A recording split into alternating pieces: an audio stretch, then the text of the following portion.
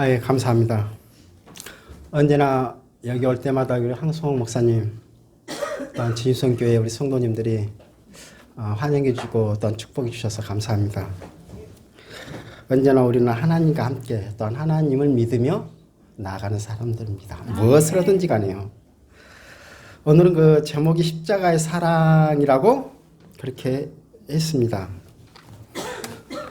사람이 산다는 것은 그렇죠. 사람이 살아가는 거죠. 한 걸음 한 걸음 길을 걷듯이 걸어가는 것일 것입니다. 우리가 길을 걷듯이 우리 인생을 걸어가는 거지 않습니까? 그러면 어떻게 가야 바르게 갈 수 있을까? 라는 많은 생각을 하고 가지고 나아갈 것입니다. 또한 예수님을 나의 주인으로 고백하는 사람들, 주님을 위해 하나님 나라의 확장을 위해 또한 나아갈 것입니다. 그리고 선교사는 어느 지역이 있든지 내가 있는 곳이 땅끝이라고 생각하면서 나아갈 것입니다. 여러분들도 마찬가지일 거예요. 우리 항성호 목사님도 마찬가지일 것입니다. 이곳이 바로 나한테는 땅끝이다 하면서 나아갈 거고, 여러분들은 직장 아니면 교회에서 아니면 가정에서 여기가 나의 땅끝이야. 나는 여기서 주님 앞에 최선을 다하면서 나아갈 거야. 그렇게 할 것입니다. 또한 선교사에게는 주어진 하나님의 사명이 있습니다. 그게 이제 또 선교사는 또 별도로 주어지는 사명이 있어요. 여러분들 같이 여기 있는 게 아니라 외국에 나가서 있습니다. 또한 어떤 분은 이렇게 얘기도 합니다. 선교사에게는 전략이 있어야 한다라고 합니다. 공감되는 말입니다. 어차피 교회도 전략이 있어야 된다라는 얘기를 합니다. 또 어떤 분은 이렇게 얘기합니다. 한국 선교사들이 하는 일을 보면 뒤죽박죽 제 멋대로인 것 같은데 결과를 보면은 뭔가 이루어져 있다라는 겁니다. 아마 저는 후자에 속하는가 봅니다. 제가 선교사를 오래되었지만은 아직까지는 선교가 무엇인지 잘 모르겠습니다. 다른 선교사들이 보면은 어리숙하게 보이기도 할 것입니다.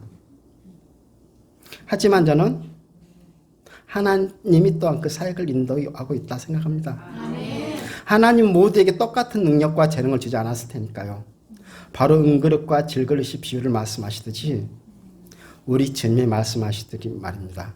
각자에게 쓰임이 있기 때문일 것입니다. 선교에는 여러 가지 방법이 있겠지만 어쩔 때는 이런 생각이 듭니다. 선교는 땅끝이라고 생각되는 곳에서 그들과 함께 한 걸음씩 한 걸음씩 나아가는 것이라고 생각합니다. 그들과 한 걸음씩 나아갈 때 어떻게 가야 하는지 큰 고민거리가 되기도 할 것입니다. 그렇죠. 하지만 하나님의 인도하심을 믿게 한 걸음씩 뚜벅뚜벅 걸어갈 뿐입니다. 잠깐 이거 좀 보여주시겠어요? 이처럼 선교지뿐만 아니라 모든 교회도 마찬가지겠죠. 이렇게 한 걸음씩 한 걸음씩 하나님의 그 인도하심을 받게 나아가는 것입니다. 로마서에 보면 이렇게 있습니다. 1장 17절에 복음에는 하나님의 의가 나타나서 믿음으로 믿음에 이르게 하나니 나옵니다. 복음에는 하나님의 의가 나타난다 합니다. 그런데 그 하나님의 의를 한 껍질을 벗겨보니까 거기에 바로 예수 그리스도가 있었습니다. 예수 그리스도의 그 한 껍질을 또 벗겨보니까 거기에는 나를 위해서 오신 예수님이시네. 또 한 껍질을 벗겨보니까 나를 위해서 십자가에 죽으시고 피를 흘리신 예수님이시네. 또 한 껍질을 벗겨보니까 나를 위해서 의롭다 하신 부활하신 예수님이네. 또 한 껍질을 벗겨보니까 승천하신 예수님이시네. 그 껍질을 벗기면 벗길수록 예수님의 사랑, 은혜 나타나게 됩니다. 이처럼 양파 껍질처럼 까도 계속 나오는 게 바로 예수님의 관세, 예수님의 능력, 예수님의 사랑이 나타나고 있습니다. 그리고 이 모든 것들은 어디에서 보여주냐면 십자가에서 보여주고 있습니다. 나의 죄를 위해서 죽으신 예수님, 보혈의 피로 구속하시고 살리신 예수님입니다. 이러한 사실은 십자가에서 이루어진 것입니다. 또한 성경의 모든 것들은 십자가를 가리키고 있습니다. 그래서 오늘의 설교 제목처럼 저는 십자가를 좋아합니다. 십자가를 따라가는 사람은 누구나 소망하는 것들이 있을 것입니다. 어떤 사람은 천국을 소망하기도 하며 어떤 사람은 주님의 나라를 위해 이 세상에서 무언가 소망하기도 할 것입니다. 그리고 그 소망이 우리의 꿈이 되고 희망이 되기도 할 것입니다. 우리는 예수님을 믿고 따라가는 사람들입니다. 갈라디아서 6장 8절에 보면은 자기의 육체를 위하여 심는 자는 육체로부터 썩어질 것을 거두고 성령을 위하여 심는 자는 성령으로부터 영생을 거두리라. 그렇다면 우리 예수 믿는 사람은 그 영생을 거두기 위해서 어디에 심어야 할까요? 육체를 위하여 심는 자는 육체로부터 썩어질 것을 거두고 성령을 위하여 심는 자는 성령으로부터 영생을 거두리라 하겠습니다. 그럼 우리는 영생을 거두기 위해서 어떻게 심어야 할까요? 저는 단연코 십자가라고 말하고 싶습니다. 왜 십자가냐고 물으신다면은 그거 십자가에는 예수님께서 말했잖아요. 다 이루었다. 예수님이 다 이루셨기 때문에 우리는 영생을 위해 십자가에다가 심는다라는 것입니다. 그렇다면 십자가는 무엇입니까? 우리 한 목사님이 아마 계속 여러분한테 많은 얘기를 했을 것입니다. 가장 저주스러운 게 십자가입니다. 극악무도한 자, 민족을 배반한 자, 사회에서 또는 국가에서 도저히 용서할 수 없는 자만 사용할 수 있는 것이 십자가입니다. 그럼에도 우리는 십자가를 보며 찾아가며 나아갑니다. 아니, 우리는 십자가를 찾을 수밖에 없습니다. 그래서 찬송가에도 이 찬송가 있지 않습니까? 십자가 내가 처음 볼 때에 나의 마음의 큰 고통 사라져 참 기쁨 영원하도다. 참 기쁨 영원하도다. 우리는 이처럼 십자가를 찾고 있습니다. 왜 십자가를 찾냐면요, 십자가는 성경이 증거하고 있기 때문에 그렇습니다. 다른 곳에서 얘기하는 건 아니에요. 성경이 십자가를 말하고 있기 때문에 십자가를 찾으며 나아가는 것입니다. 그래서 요한복음 1장 29절에 이렇게 말합니다. 세상 죄를 지어가는 어린 양을 증거하는 십자가입니다. 우리는 기억해야 합니다. 왜 어린 양을 증거하는 십자가가 있었는지 말입니다. 왜 어린 양을 증거하는 십자가가 있었는가? 그건 우리가 타락했기 때문입니다. 창세기에서 말하는 선악을 알게 하는 과일을 먹음으로 우리는 영원한 타락한 영혼이 되었습니다. 또한 우리는 죄인이기 때문입니다. 하나님의 말씀에 불순종한 죄인입니다. 그로 인해 하나님에 의해 창조되었던 사람이 죄로 인해 하나님으로부터 끊어졌습니다. 또 우리는 길 잃은 양들이기 때문입니다. 길 잃은 양들이란 것은 우리가 어디로 가야 될지 모른다는 겁니다. 양들은 인도자가 없으면 뿔뿔이 흩어집니다. 그러니까 하나님께서는 자기들 어린 양들을 한 군데로 이끌어가기 위해서는 십자가가 필요했던 것입니다. 너희들 어디로 갈 줄 모르지? 무엇을 할 줄 모르지? 그래, 십자가를 보고 따라와. 내가 너희를 인도하고 있는 게 십자가야. 세상 사람들이 볼 때는 저주스러운 거였지만은, 세상 사람들이 볼 때는 극악무도한 죄를 지은 사람만이 많은 헝가리였지만은, 십자가에서 다 이루신 예수님, 그 예수님이 있기 때문에 너희는 이걸 보고 따라오라. 이것입니다. 십자가에서 자신의 모든 피화물을 쏟으시면서 그 피로 우리를 구원하신 것이 십자가입니다. 우리가 갈 길을 잃어버린 죄인에게 하나님이 그 아들을 보내셔서 길을 인도하는 십자가입니다. 고린도전서 5장 21절에 하나님이 죄를 알지 못하신 자로 우리를 대신하여 죄를 삼으신 것은 우리로 하여금 저희 안에서 하나님의 의가 되게 하심이라 말하고 있습니다. 이사야 53장 6절에 여호와께서 우리 무리의 죄악을 그에게 담당시키셨도다.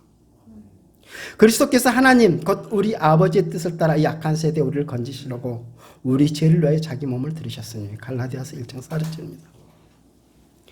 하나님께서 세상을 이처럼 사랑하사 그를 주셨고 하나님의 아들을 나를 사랑하사 나를 위하여 자신을 내어주신 것입니다. 이것이 바로 십자가입니다. 즉 우리를 구원해 준 십자가입니다. 그러므로 사도행전 13장 38절에 이렇게 말합니다. 그러므로 형제들아 너희가 알 것은 이 사람을 힘입어 제사함을 너에게 전하는 이것이며, 우리는 이 말씀을 믿고 따라가는 것입니다. 이것이 바로 십자가입니다. 하나님의 의가 그리스도가 복음이며 우리가 따라가야 하는 길입니다. 하나님 말씀 믿고 따라가는 거, 하나님의 말씀 믿고 따라가는 거, 그건 바로 여러분들이 있는 자리에서 충성을 다하는 것입니다. 벨베델 교회입니다. 목사님이 말씀하셨듯이 거기는 그 자립을 했기 때문에 제가 이양해 준 교회입니다. 그런데 그 교회의 자립이 어떻게 됐을까? 왜 어떻게 해서 하나님 그걸 자립을 시키셨지? 그 교회 나올 때까지는 몰랐었습니다. 그러면서 곰곰이 생각했습니다. 아, 하나님께서 어떻게 자립을 시키셨지? 내가 필리핀에 선교사로 처음 갔을 때 많은 선교사님, 선배 선교사님한테 물어봤습니다. 교회가 어떻게 해야 자립이 됩니까? 어떻게 해야 자립이 됩니까? 여러 가지 말들이 많이 있습니다. 그러면서 하는 얘기들이 주로 선교사가 후원 없이 자립하면은 교회도 자립할 수 있다라고 얘기를 합니다. 하는데 그건 선교사 자립이지 교회 자립은 아니거든요. 선교사 당장 그게 떠나면 교회는 어떻게 되는 겁니까? 그래서 저는 그것 말고 선교사가 없더라도 교회가 온전히 자립할 수 있는 거.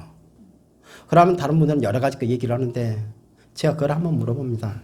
그럼 4년이나 5년 후에도 저한테 그 얘기를 다시 한번 해줄 수가 있느냐고요. 그런데 하나님께서는 그들이 얘기했던 게 아니라 아주 다양한 방법으로 자립을 할 수 있는 길을 주셨던 것입니다.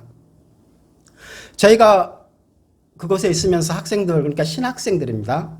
신학생들을 많이 가르쳤는데 저희가 그 후원금이 늘 부족하다 보니까 그들을 위해서 서너 명씩 될 때는 학비를 2명 돼도 그렇습니다. 한꺼번에 못 냅니다. 그럼 분할해서 내는데 학비 낼 때마다 기도를 합니다. 금식 기도를 저희 집사람이랑 둘이서요. 금식 기도를 하면 하나님께서 겨우 분할해서 낼 수 있을 정도만 그렇게 했습니다. 그렇게 힘들었어도 금식 기도까지 해가면서 했어도 하나님께서는 풍족하게 채워주시지는 않았습니다. 학비를 그렇게 한꺼번에 전부 다 할 수 있도록 해주시지는 않았다는 거예요. 그런데 지금 딱 보니까 하나님이 그 기도 응답을 어떻게 냈냐면은 저희 애들, 청소년들, 그들에게 나타났다는 얘기입니다. 저기 벨베델 교회 그 청소년들, 그러니까 청년들이죠. 그들이 한 80~90%는 대학교를 다니든가 졸업을 했습니다. 왜 나는 그때 당시 왜 이들이 공부를 하려고 그러지? 왜 이렇게 악착같이 공부하지 몰랐습니다. 지들이 생활이 어려우니까 환경이 거기도 방금 봤지 않습니까? 그런 지역에서 이사 온 사람들이에요.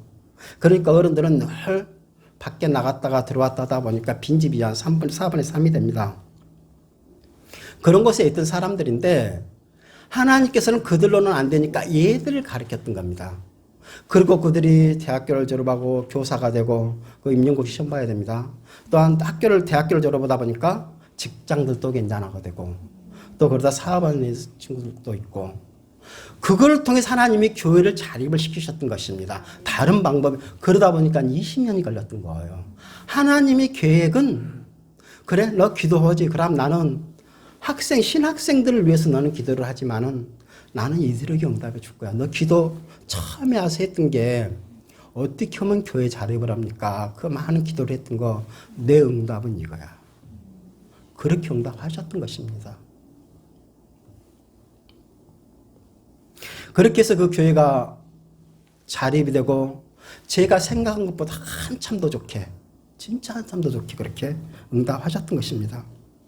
그러냐 팍스턴 교회입니다. 그 교회는 이제 하나님께서 자립할 수 있도록 해주셨으니까 다시 이제 팍스턴 교회로 제가 갔습니다. 팍스턴 교회는 22년부터 이주가 시작된 빌리지입니다. 거기는 대부분 지역 그 빈민 지역에서 이주 온 사람들입니다. 저희가 15년 동안 사역했던 그 스모키 마운틴 쓰레기 매립장 언제나 쓰레기를 태워서 연기나는 곳 곧 있는 사람들이 모인 곳입니다. 그런데 꼭 거기서만 온 게 아니라 필리핀 여러 군데서 그런 비슷한 곳에서 왔다는 얘기입니다. 그런 지역에 있는 사람들이 온 곳이 바로 팍스턴 지금 저희 현재 개척한 교회입니다. 총 2000세대 중 현재 한 800세대 정도 이주해 있습니다. 그리고 거기서 이주시킬 때 이런 얘기를 합니다. 그곳에 학교도 매일 세워주겠다. 그 다음에 너희들 할 수 일자리도 주겠다. 한데 막상 와서 보니까 아무것도 없습니다. 학교도 없어요. 그럼 학교를 가려면은 부모들이 그 트라시키라고 우리 황 목사님 와서 트라시키라고 태워서 보내옵니다. 그 학비가 만만치 않습니다. 가까운 거리가 아니니까 걸어서 갈 수 있는 거리가 아니니까는요. 근처에는 학교가 없어요. 그 다음에 오다 보니까 많은 숫자가 이제 오다 보니까 가까이 있는 학교는 사람이 다 찼습니다. 더 못 받아요. 오전 오후 나누어서 공부해도 수업에도 그렇습니다. 그럼 더 멀리 가야 됩니다. 그런 곳에 있다 보니까 사람들이 잘 안 오려는 것도 있습니다. 그리고 또 이주를 할 때 이사 올 돈이 없으니까 그러면은 거기 그 바람각이라고 지방정부 그런 데서 이제 뭡니까 이사 비용을 주거든요. 그런데 정부가 돈이 없으니까 또 그것도 못 보내주니까 오지도 못하는 것입니다. 아무것도 할 수 없고 뭐가 없으니까 사람들이 왔다가 이사는 왔다가 놔두고 다시 자기 살던 곳으로 갑니다. 왜냐하면 자기 살던 곳으로 가야 일을 할 수 있었으니까. 그것이 일했던 사람들이기 때문에 거기 가면 됩니다. 새로운 환경이 와가지고 아무것도 없는데 못 오지 않습니까? 아무것도. 그러다 보니까 그곳에 있는 데는 청년들이 없습니다. 왜냐하면 청년들이 돈 벌어 먹어야 되는데 좀 안일났건 아니면 다른 데 가서 하다가 왔다 갔다 못 오지 않습니까? 오지를 않는 거예요. 그러면 있는 게 학생들. 저 초중 고등학교 9학년은 없습니다. 또 안 왔어요. 아직 이제 2주다 보니까. 그건 또 뭡니까? 대학교로 가려면 또 다른 데로 가야 되다 보니까 아마 무슨 여러 가지 때문에 그것 있고 중장년들 없어요. 왜냐하면 돈을 벌여야 되지 않습니까? 그러면 할머니, 할아버지나 애들은 있어요. 그런 곳이에요. 어찌 보면은 저기 뭡니까? 쓰레기 매립장 보다도 환경은 그렇지는 않지만은 살아가는 게 더 열악할 수도 있는 것입니다. 그리고 또한 어떨 때는 이제 부부가 있다가 나갈 때 일거리가 없으니까 간혹 이제 한 번씩 둘이 같이 나갈 때도 있지 않습니까? 그러나 애들을 갖다 방 안에 넣어놓고 그냥 문 잠가놓고 하는 겁니다. 못 따라다니게요. 그러한 열악한 곳에 있는 곳입니다. 그러한 사람들이 있는 곳에서 그렇게 나아갈 때 어쩔 때는 참 막막할 때도 있습니다. 어쩔 때는 어떻게 해야 될 건가 그런 것도 있습니다. 그래도 교회는 알려야 하기 때문에 이번에 여기 오기 전에 크리스마스 트리를 하나 크게 세웠습니다. 크리스마스 트리를 세운 거는 거기다가 들어온 입구에다 교회 간판 하나 세우려고요. 어차피 교회 있다는 거 알려야 되지 않습니까? 그러면 우리 교회 간판만 세웁니다 하면 그 사람들 좋아하지 않으니까 그래서 크리스마스 트리를 하나 세우고 여기 올 때까지 하고 왔습니다. 그리고 간판은 이제 다 해놓고 내가 못 세우고 나오니까 성도들한테 또한 세우라고 그렇게 하면서 나왔습니다. 그래 보니까 그 간판 내가 얘기했던 대로 달아놨더라고요. 그 철판으로 해가지고 그렇게 만들어서 크게 해서 붙여놨습니다. 그거 몇 년 지나고 몇십 년 지나도 그냥 떨어지지 않을 정도로 용접해가지고 움직이지도 않을 정도로 뛰어가지도 못할 정도로 해가지고 딱 붙여놨어요. 그게 딱 보이게끔. 아니 교회는 그 지역에 있으면 교회가 어디 있다는 거 알려야 되지 않습니까? 여기 교회 있어. 우리 교회야. 저는 이거거든요. 성도들한테 전도할 때 우리 교회는 무슨 교회입니다. 우리 교회는 이곳에 있습니다. 늘 안 오더라도 기억을 하십시오. 왜냐하면 다른 사람들은 물으면 저기 교회에 있다는 얘기를 해줄 것 아니에요. 그렇게 되고 있습니다. 그러면서 하나님께서는 또한 응답하셨던 것이 있습니다. 그 교회를 가서 하다 보면은 그 바울이 아시아로 가려다 유럽으로 갔지 않습니까? 갈 때 루디아를 예비해 줬잖아요. 그러듯이 그곳에 딱 그런 성도들이 예비가 돼 있다는 얘기입니다. 그러니까 하나님께서 인도하셨던 것은 내 생각과 내 계획인 것 같지만은 하나님께서는 준비하고 계셨다는 겁니다. 내가 무엇을 하든지 간에 하나님께서 준비하고 계신다는 얘기예요. 그리고 그 사랑을 붙여줘서 우리가 나아갈 수 있도록 해주시고 그 다음에 제가 본교에 있던 성도들 몇 명을 데리고 와서 파송이나 파송만 와서 같이 해나가고 바로 그겁니다. 그렇게 하면서 교회를 이렇게 이루어오고 있는 것입니다. 사랑하는 성도 여러분, 하나님은 모든 것을 혼자서 하실 수는 있습니다. 하지만 그렇게 하지 않으셨습니다. 하나님 능력이 없어서가 아닙니다. 하나님은 하나님 자신의 약속 때문에 예수님을 십자가에 돌아가시게 하시고 예수님을 영접하고 믿는 자에게 구원의 영생을 주셨습니다. 그리고 주님의 일에 동참하게 했습니다. 동참하게 했습니다. 주님의 일에 동참한다는 것은 우리가 주님을 믿고 의지하며 따라가는 것입니다. 주님 때문에 고난과 핍박이 있더라도 주님이 주신 사명을 감당하는 것입니다. 그리고 우리가 주님을 위해 행하시는 것을 보시고 기뻐하시기 때문입니다. 주님은 우리에게 물으십니다. 힘이 드느냐? 어렵느냐? 고통스러운가? 예, 하나님 힘들고 어렵고 고통스럽습니다. 힘들고 어렵고 고통스러워요. 이 세상은 힘들고 어렵고 고통스럽습니다. 천국에 가야 제가 편안함이 될 수 있습니다. 그때 주님은 우리에게 이러한 말씀을 하십니다. 내가 다 아노라. 하나님께서는, 주님께서는 내가 다 하노라. 너희들이 수고, 너희들의 눈물, 내가 다 하노라. 그리고 우리에게 세상을 이길 힘을 주실 것입니다. 이러한 힘이 우리의 원동력이 되고 능력이 되어 승리하는 삶이 될 것입니다. 기도 제목입니다. 넓은 예배 처소를 위해서 기도해 주시길 바랍니다. 주일날은 성도들이 장소가 좁아서 못 들어오는 경우가 많습니다. 1부, 2부 또 주일학교 나누어서 예배를 드리고 있습니다. 주일학교 행사, 교회 성도들 모임, 어쩔 때는 그렇게 보시다시피 텐트를 쳐놓고 합니다. 텐트는 저희가 산 것도 있지만 동네에서 빌리기도 합니다. 이러한 지역에 이주해 온 사람들이라 서로 간에 서먹서먹합니다. 낯가림도 있습니다. 한 군데서 오면 괜찮은데 그들은 아주 하층민이거든요. 필리핀에서 오면 하층민이에요. 그럼 그들이 와서 모여있는 곳이라 서로 서먹서먹합니다. 그나마 우리가 팬데믹 전에는 조금은 나았는데 팬데믹 이후에는 개인주의적인 게 더 팽창했다 보니까 더욱더 어렵습니다. 그래서 그들이 한꺼번에 모일 수 있는, 한꺼번에 교제할 수 있는 장소가 필요합니다. 계획은 한 유닛에 한 10평 남짓합니다. 4유닛을 구입하기를 원합니다. 그런데 저희 성도가 여기 있을 때 저희 성도에게서 연락이 왔습니다. 선교사님, 2유닛이 나왔습니다. 저희가 원했던 장소거든요. 그런데 그러면 우리가 들어가 삭제 그렇게 해달라니까 아니랍니다. 계약금을 걸으랍니다. 그래서 저희가 어떻게 돈을 줄 수는 없잖아요. 그래서 거기는 선교사님한테 좀 얘기를 해가지고 계약금을 걸게 했습니다. 그래서 2유닛을 한 계약을 해야 됩니다. 그러면 20평 정도 되는데 제가 4유닛 얘기했지 않습니까? 4유닛인데 딱 붙어있는 거 2개, 또 뒤쪽으로 붙어있는 거 2개에서 그렇게 사기를 원합니다. 그런데 저희가 2유닛을 사기는 사야 되는데 현재는 돈이 없습니다. 계약은 해놨지. 그렇지만 그건 이제 또 하나님이 하시기 때문에 저희가 어떻게 뭐라고 인도하시겠죠. 그리고 지금 사용하는 교회가 있습니다. 그거는 교회 부설 기관으로 사용하든지 아니면 저희 사역자의 그 사택 용도로 사용할까 합니다. 또한 이 두 번째 기도 제목은 빈민 지역에서 이주온 사람들이라 많은 우상이 있습니다. 그건 섬나라거든요.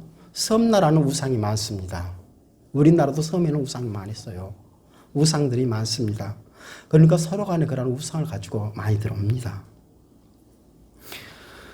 제가 벨베델 교회가 있을 때 10년 동안 처음에 갔을 때 너무 힘들었습니다. 그 영적 싸움이 이루 말할 수 없도록 힘들었습니다. 그것은 처음에 저희 갔을 때 교회가 없었던 게 아닙니다. 있었지만은 감당을 못 해냈던 것입니다. 그 영적 싸움에서요. 그러니까 저희가 거기 가서 그렇게 기도를 하면서 교회를 설립을 하고 기도를 하면서 했을 때 제가 그 혼자 기도할 때 방방 뜨면서 나도 모르게 방방 뜨면서 기도를 하고 영적 싸움이 워낙 심하니까요. 그 다음에 거기서 그렇게 기도할 때 교회에서 혼자 기도하는데 기도하는 모습이 공중에 붕 뚫려 있는 그 환상이 보이더라고요. 그리고 아무도 없이 그런 모습 보이기도 하고 또 어쩔 때는 어떻게 보면은 참 이런 말 하면 어떨지 모르겠지만은 어찌 보면 뻘짓거리 좀 다 했다 할까? 아무튼 열심히 방법이 없었습니다. 그렇게 하면서 10년 정도 지나니까 교회가 좀 그 지역이 편안해지더라고요. 그 지역이 편안해지면서 그리고 다른 이제 선교팀이 와서 딱 하는 얘기가 교회 중을 쭉 돌아보고 하는 얘기가 참 지역이 평온하네요. 10년 넘으니까. 그러면서 그곳의 교회가 현지인들 교회입니다. 하나씩 2개씩 그때부터 생기기 시작하더라고요. 그랬듯이 우상이 아주 판치는 것입니다. 이거 기도 아니면 감당이 안 되는 거예요. 영적 싸움이 이리 헤아릴 수가 없는 겁니다. 제가 그곳에 그렇게 왔을 때는 힘드는 줄을 몰랐어요. 간데 이쪽으로 해가지고는 나도 모르게 힘드네. 뭐 나이 탓이겠죠. 힘드네 하는 소리가 나오더라고요. 그렇지만 그래도 하나님께서 처음 했던 것보다 지금 팍스턴 교회 그건 더 편안합니다. 마음이 더 편안해요. 그 정도까지는 않겠지라는 생각이 듭니다. 그리고 이제 섬겨지는 또 물질이 필요합니다. 저희는 그 가난한 지역에서 이주해 온 사람들이거든요. 그러다 보니까 교회의 모든 행사는 저희가 감당을 해야 됩니다. 부담해야 돼요. 그 전에 있던 교회는 저희가 부담할지라도 교회에서 부담, 저희 부담 반반해 가면서 오고 전부 다 해서 그렇게 쉽게 나갔는데 여거는 하나부터 열까지 전부 다 저희가 감당을 해야 됩니다. 그렇기 때문에 물질이 좀 많이 필요합니다. 물질로 인해서 행사가 취소되지 않도록 그러한 기도를 또한 부탁을 드립니다. 저희 부부의 그 건강과 또한 군에서 제대하고 지금 복학한 아들 한비, 그러니까 그 학교에서나 교회에서 잘 감당하며 섬길 수 있도록 그렇게 기도를 부탁드립니다. 저희가 그 청년부 리더로 섬기고 있는데 얘가 한국은 다른 사람보다 좀 낯설지 않아요. 아무리 군대 갔다 할지라도. 그렇기 때문에 그러한 것들도 잘 감당해 나갈 수 있도록 그렇게 기도를 부탁드리겠습니다. 기도하겠습니다. 참 좋으신 하나님, 늘 지키시고 인도하신 하나님 아버지 감사드립니다. 저희가 주님의 사랑, 주님의 은혜, 또한 주님이 함께 하심을 느끼고 주님이 주신 그 사명을 감당하며 나아갑니다. 하나님 아버지, 주님의 그 사명을 감당하며 나아가는 당신의 사랑하는 자녀들 위해 늘 힘을 주시고 위로해 주시고 힘이 들고 어려울지라도 주님께서 늘 안아주시고 쓰다듬어 주시어서 주님 온전히 주님 주신 사역을 감당해 나갈 수 있도록 축복하여 주시옵소서. 주님이 은혜를 간절히 원하며 나아가는 당신의 사랑하는 성도들입니다. 또한 그들을 마음속에 품고 기도하는 것도 일어나게 하는 것도 또한 주님입니다. 주님, 교회에서 품고 나아갈 때 또한 이 주임성 교회가 선교를 위해서 주님 나라의 그 복음의 확장을 위해서 나아갈 때 어려움 없이 넉넉하게 이길 수 있도록 주님 축복하여 주시옵소서. 늘 이 교회를 축복해 주시고 인도해 주시고 주님의 사랑으로 이끌으실 것을 믿습니다. 주님 모든 감사를 드리며 예수님 이름으로 기도드렸습니다.